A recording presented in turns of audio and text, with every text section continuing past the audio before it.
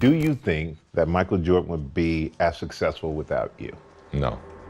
In 2009, when Michael Jordan entered the Basketball Hall of Fame, the first person he mentioned and thanked was Scottie Pippen. You never just saw me, saw Scottie Pippen. Next year, it was Michael who presented Scottie to the Hall of Fame. When Pippen worked on ESPN and had to do a LeBron versus Jordan comparison, Pippen said this. And there's no game that I would ever play in and pick LeBron James over Michael Jordan. But this was in 2018, when Scottie and Michael's relationship seemed like the happiest marriages.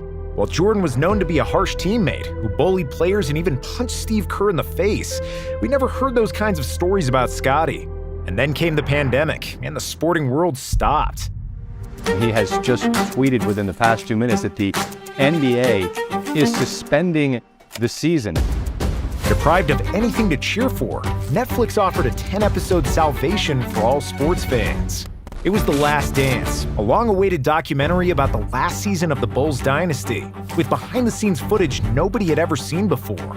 And when the documentary came out, that's when Scottie's and Michael Jordan's relationship started to change. See, The Last Dance wasn't really a basketball documentary. It was more like basketball was just a means to an end, and where historic NBA events were used to tell a preset narrative. And that narrative was to glorify the cult of Michael Jordan and his place as the basketball GOAT. The Last Dance presented basketball in a way that can be understood by non-basketball fans and casuals. It was directed in a way that puts an individual over a team, which is not surprising, considering that director Jason Hare needed Jordan's approval to make the film, and that Jordan's presence in the film was conditioned by his control over the content. The Last Dance minimized the roles of Jordan's teammates, not properly explaining that MJ had by far the best supporting cast in the NBA. The documentary never mentioned that Steve Kerr was the most accurate three-point shooter of all time, that Horace Grant made 4 all-defensive teams, or that Tony Kukoc was the best European player and the most versatile power forward in the NBA. The doc barely mentioned a defensive ace Ron Harper, and they completely failed to say a single thing about center Luke Longley. Dennis Rodman got a lot of screen time, but much less as the best rebounder in NBA history, and more of a party animal that Jordan needed to drag by the ears from Carmen Electra's hotel room. But the player who was most heard about the whole thing was Scottie Pippen, and it's not hard to see why. I had a ruptured tendon in my ankle, and I decided to have surgery late because I was like, you know what? I'm not gonna my summer up trying to rehab for a season. Scottie Pippen of the Bulls will be out for 2 to 3 months. What Scottie was trying to do was trying to force management to change his contract. And Jerry wasn't gonna do that. MJ called out Pippen as being selfish for delaying surgery. That season, Jordan was making $33 million, while Scottie was earning just $2.7 million. While the second episode of the documentary did center around Scottie and his unbelievably hard road to the NBA, in the end, the focus of the narrative quickly returned to MJ. And despite being so Jordan-centric, The Last Dance was a successful project because it achieved 3 goals. It managed to entertain and occupy the sports world in the biggest absence of sports since the 1860s. It served as a nostalgia for the people who lived through the Bulls dynasty, and it revitalized the interest in Jordan among the younger generations.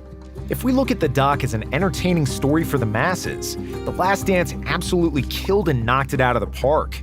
But in terms of explaining basketball nuances and strengthening relationships between the Bulls players, The Last Dance backfired completely. In May 2020, after the last episode aired, Jordan sent a rare text to Scottie Pippen. "What's up, dude? I'm getting a word that you're upset with me. Love to talk about it if you have time." Pippen did call him back and explained his displeasure with how the rest of the Bulls were portrayed. When asked about it, Scottie backtracked a little bit. "This documentary has not changed our relationship. We will be friends forever. I told Michael I wasn't too pleased with The Last Dance. He accepted it. He said, 'Hey, you're right.' That was pretty much it." But it wasn't it, and this comment aged badly really quickly. In 2021, Pippen started to unravel his feelings about Jordan, issuing a series of comments during the promotion of his autobiography titled Unguarded. Scottie told a story about how Jordan used to cheat him out of $100 during each Bulls game by bribing the staff to tell him who was going to win Jumbotron races. During a GQ interview, Pip accused Jordan of being selfish for leaving the Bulls to pursue a baseball career. What did you think when he said he was going to go play baseball? Yeah, it was a big decision, but it was a selfish decision, but it was kind of who Michael Jordan was. Implying that he spent too much time grieving the death of his father. Scottie also downplayed Jordan's flu game, saying that he didn't receive any praise for playing the 1998 finals with a herniated disc. But the biggest criticism about Jordan the player was when Pippen said that the Bulls didn't win 6 rings because of MJ, and that they did it in spite of him. Seeing again how poorly Michael treated his teammates, I cringed, as I did back then. We didn't win 6 championships because he was tough with the guys. We won in spite of his bullying. We won because we played team basketball, which hadn't been the case my first 2 seasons when Doug Collins was our coach. In his book, Scottie also changed his perspective on the LeBron versus Jordan debate. I may go as far as to say Mike ruined basketball. In the 80s on the playgrounds, you'd have everyone moving the ball around, passing to help the team. That stopped in the 90s. Kids wanted to be like Mike. And Mike didn't want to pass, didn't want to rebound, or defend the best player. He wanted everything done for him.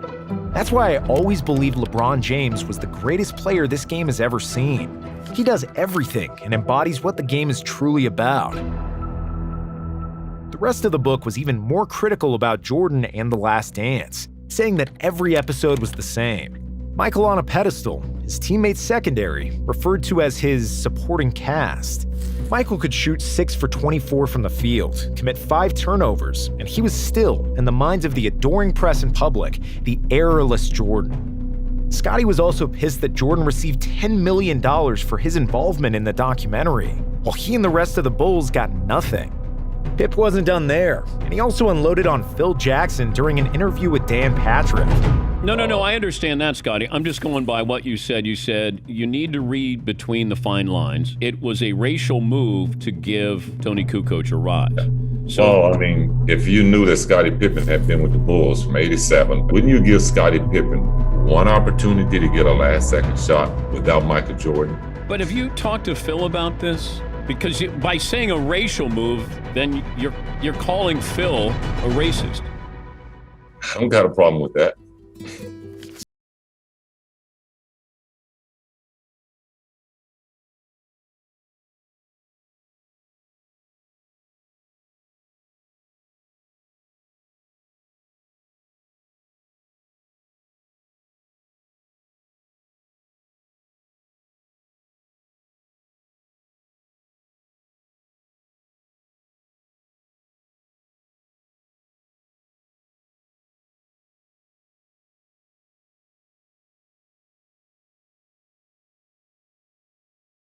Instead of Jordan, a key moment that turned the series around. So for Scottie to be going on this kind of media rampage, it just feels like a bit too much.